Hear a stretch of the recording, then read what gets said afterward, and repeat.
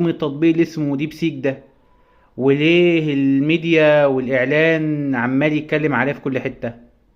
الاعلام ما سابش اي مكان الا بيتكلم عليها في نشرات الاخبار. ايه يا جماعه، هو في ايه؟ هو مش تطبيق عادي؟ حاجه عاديه؟ لا مش عادي.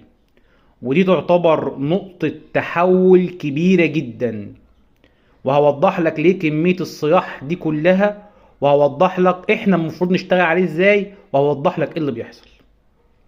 طيب، الذكاء الاصطناعي في البداية ليه تطور كبير جدا فوق ما حضرتك تتخيل.